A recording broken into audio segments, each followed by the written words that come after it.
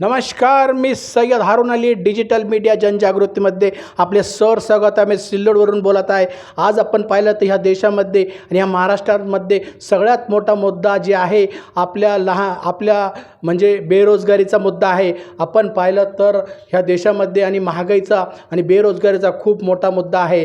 आपण पाहिलं तर आज आपले मुलाचं भवितव्य आणि मुलींचं भवितव्य ह्या देशामध्ये आज जागा निघालेल्या आहे. रेल्वेमध्ये जागा निघालेल्या 22,195 जागा निघालेल्या आहे. RRD ग्रुप डी करता जागा निघालेल्या आहे.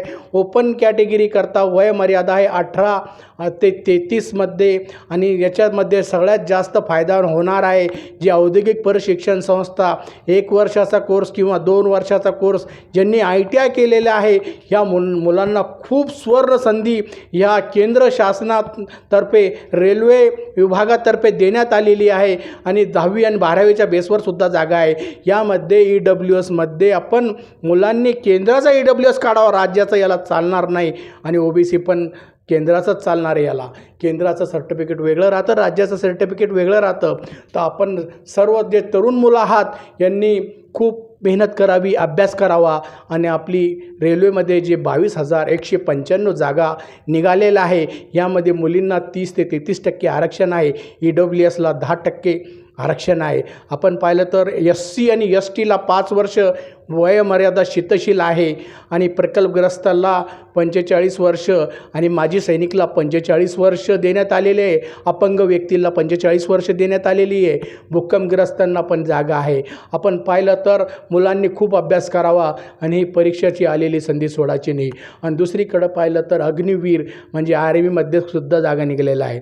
याची शेवटची तारीख आहे 1 एप्रिल शेवटची तारीख आहे आर्मीची. याच्यामध्ये 10वी पासवर आणि ITIवर आणि विविध क्षेत्रामध्ये जे असतील जागा निघालेल्या आहे त्याच्यामध्ये वेगळे डिपार्टमेंट्स असतात आणि छत्रपती संभाजीनगरच्या महानगरपालिकामध्ये सुद्धा जागा निघालेल्या आहे आणि महिला बाल विकास कल्याण विभागामध्ये महाराष्ट्र शासनाच्या पण जागा निघालेल्या आहे.